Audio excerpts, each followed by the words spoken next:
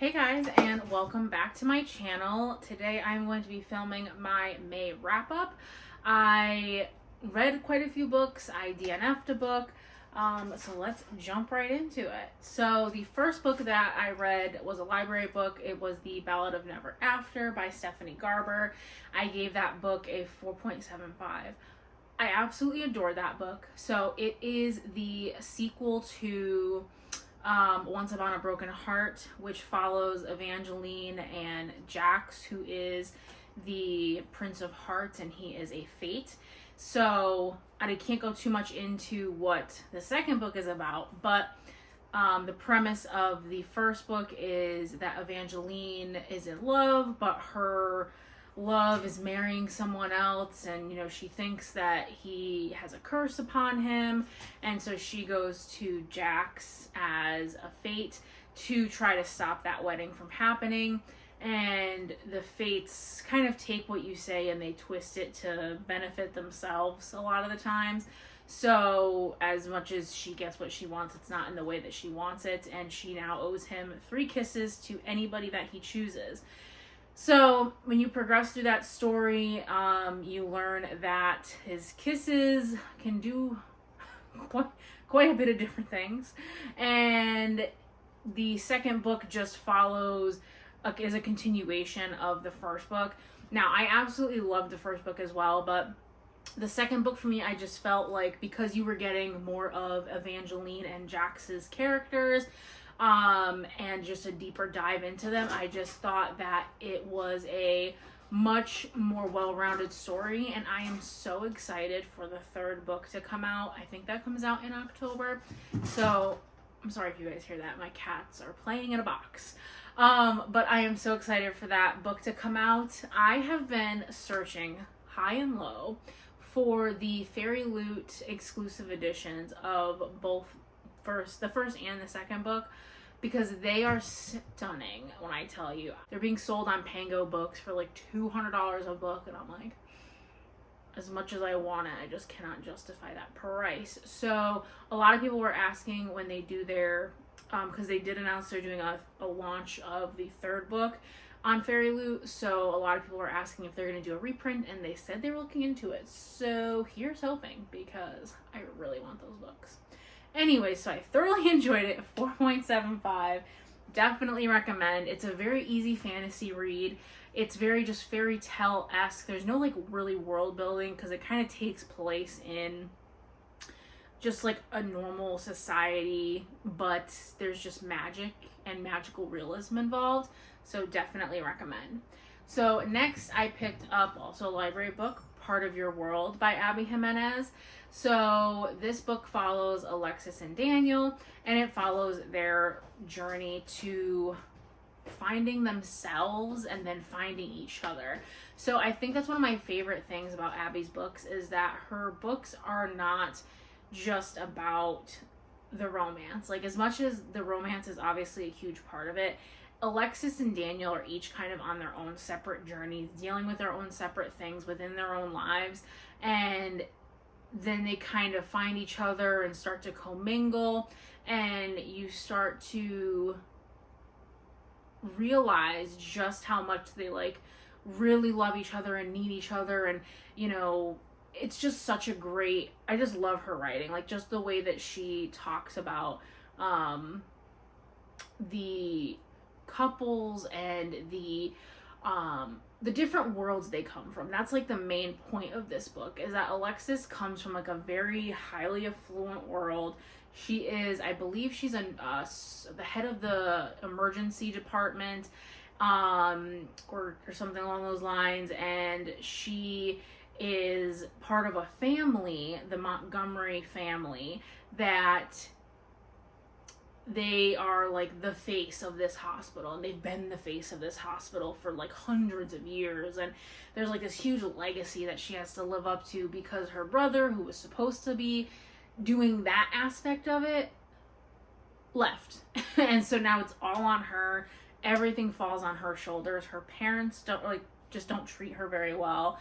And so she meets Daniel, who's this, small town boy guy who is running like an Airbnb type thing. It's like a bed and breakfast, just in this small town, but he's also trying to make, you know, his living. He's got his issues with his, you know, family, and he's just trying to do what he can to like make ends meet.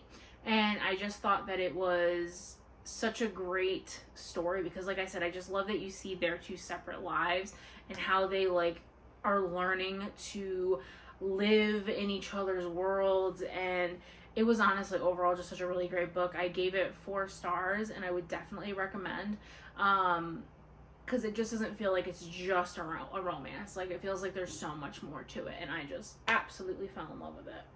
So after I picked up that book, I picked up Yours Truly by Abby Jimenez. So this is the second book in that series. So this follows Alexis's best friend Brianna, and a new doctor comes into town, Dr. Jacob Maddox, and no one likes him at first because he's just very standoffish, mean. No one likes him, and then him and Brianna get off on the wrong foot because they're both kind of vying for the same job. And eventually, you know, you get a point of view in Jacob's mind, and you learn, you know, that he has extremely bad like social anxiety and just a lot of these different issues that are preventing him from just kind of speaking his mind and saying what he wants to say. This book was absolutely amazing. I rated this a 5 stars. I thought the representation of anxiety was amazing. I think that it accurately depicted what someone with anxiety goes through in their mind, and honestly, it made me feel very seen because I at one point had very severe obsessive compulsive disorder.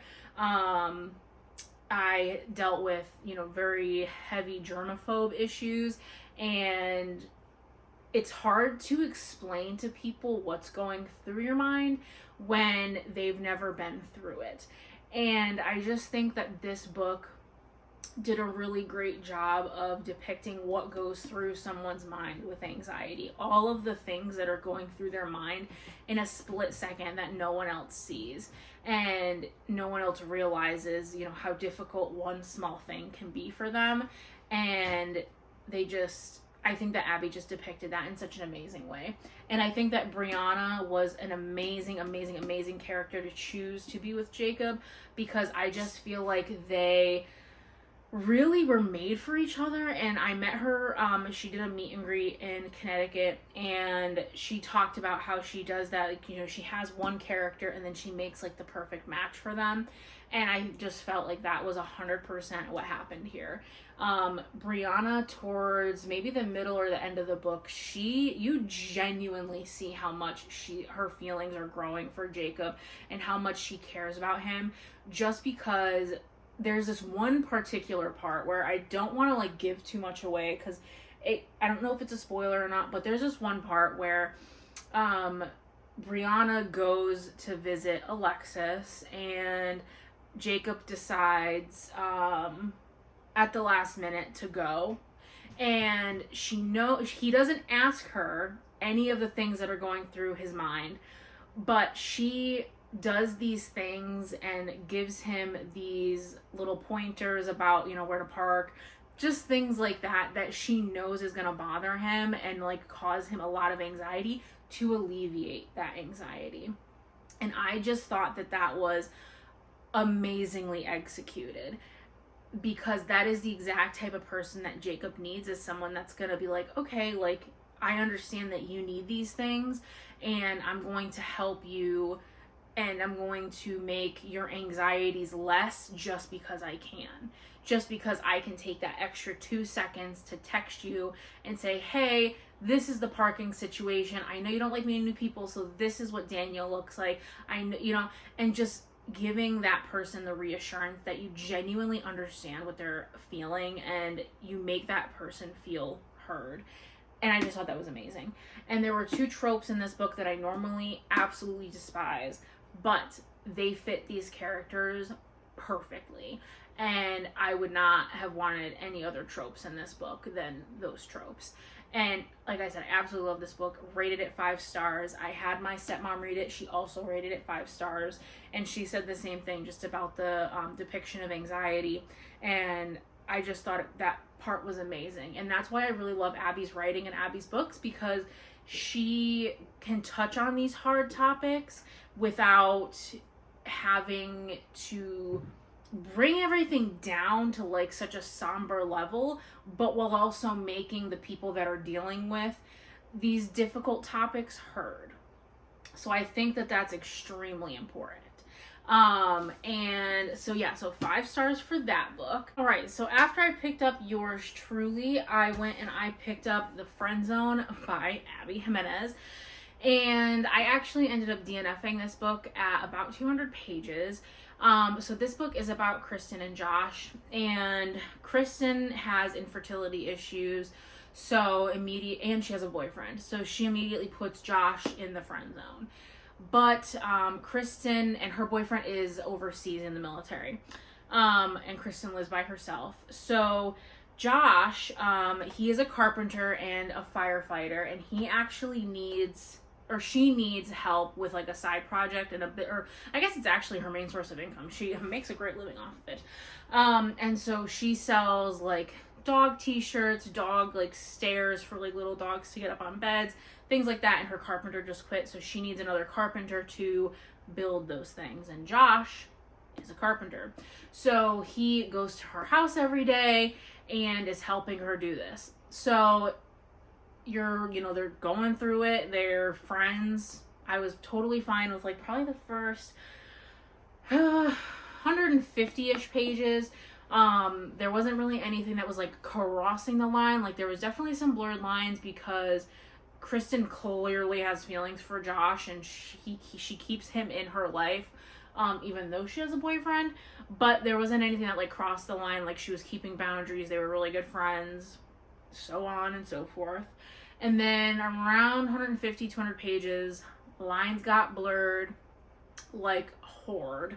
And I just wasn't a fan. I thought that it was like kind of, I don't know, annoying, because that's not on the back of the book that she has a boyfriend. Like on the back of the book, the main reason it says that the only reason it says they can't be together is because she is considered to be infertile, can't have children, and he wants like a massive family by natural way only. So that's the whole premise of the book on the back. And so when I jumped into the book and I'm like, oh, she has a boyfriend. Okay, that's weird. Like, and all it did was just add some like, I don't know, I just wasn't a huge fan of it. So I ended up DNFing this book again at like 200 pages. I really still like the writing and the way that she told the story. And I really, really, really wish that the issue with her having a boyfriend wasn't a thing, because I was really interested to read about her journey about being infertile and not being able to have kids in the natural way. I was very interested to read about that, and so it was kind of upsetting that I DNF'd it, but it is what it is. So again, DNF this book. I will be continuing the series though, because the next book follows Sloane, which is her best friend. And it's called the Happy Ever After playlist. I got it from my library right here. A lot of people love it, so I will definitely still be continuing the series. Just this book in particular wasn't for me. So the next up, I listened to throughout the month, Beyond the Wand by Tom Felton. It's an audiobook where he talks about pretty much his whole life. And I just found it interesting because he talks a lot about his journey, on Harry Potter, and, how he was cast and how he was with the entire cast and how they all were together. And I just thought it was a really, really interesting read. I liked hearing about it, from his perspective and his point of view. And I just thought it was really great. I always listen to memoirs. I don't ever physically read them because I love that the author reads them themselves.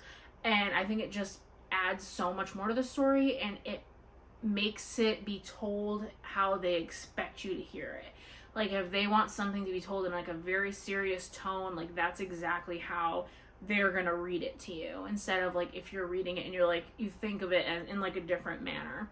So I just think that that was really cool, and I just really enjoyed listening to it and hearing his story and his struggles. I honestly didn't even know some of the struggles that he dealt with, you know, after Harry Potter.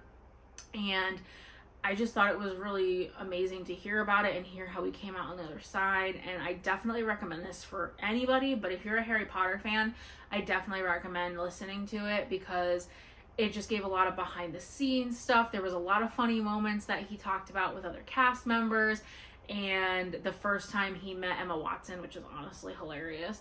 So I definitely recommend it. Again, that was 4 stars.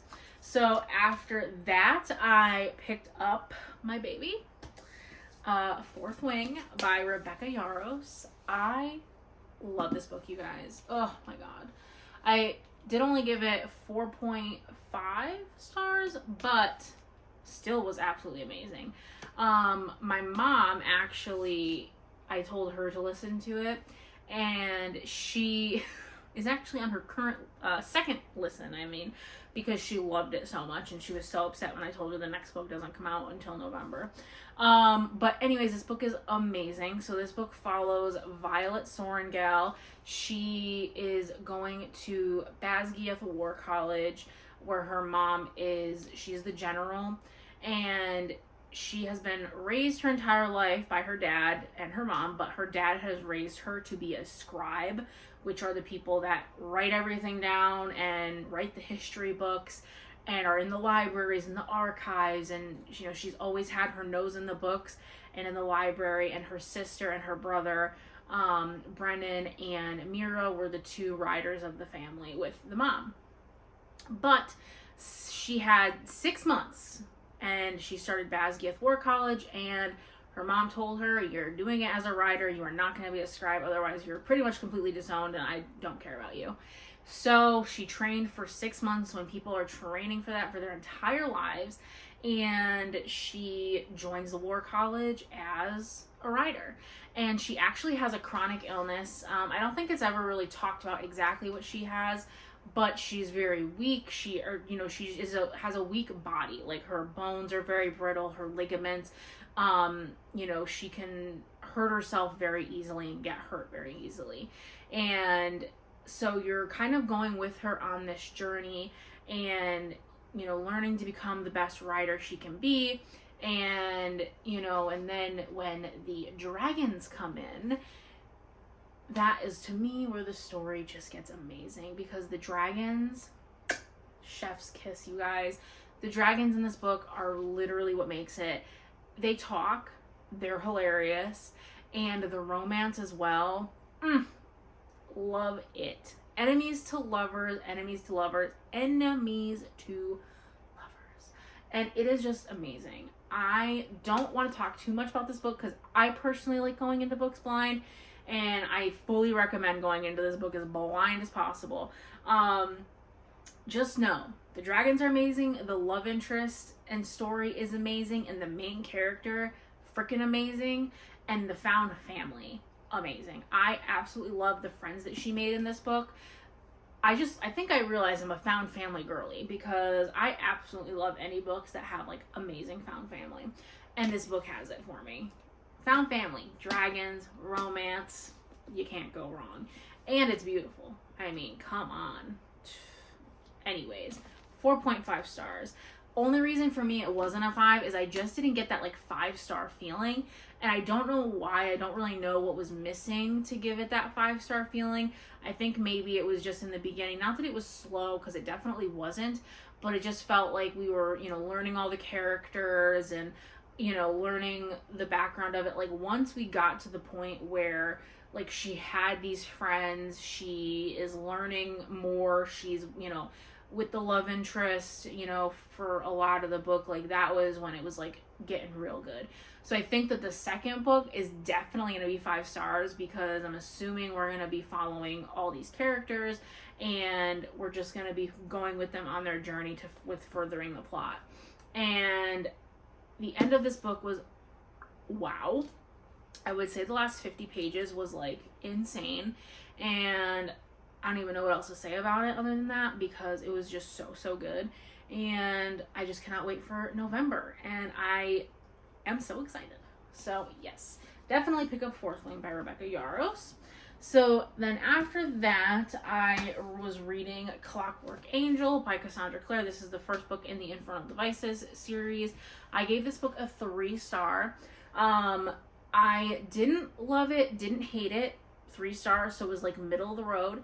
Not bad at all. It was just a lot of learning the characters, and once I continued the series, which I did, I absolutely adored it, which I'll talk about when I pick up the next book. But I loved learning the characters. I liked learning about the plot. I love our main character, Tessa Gray.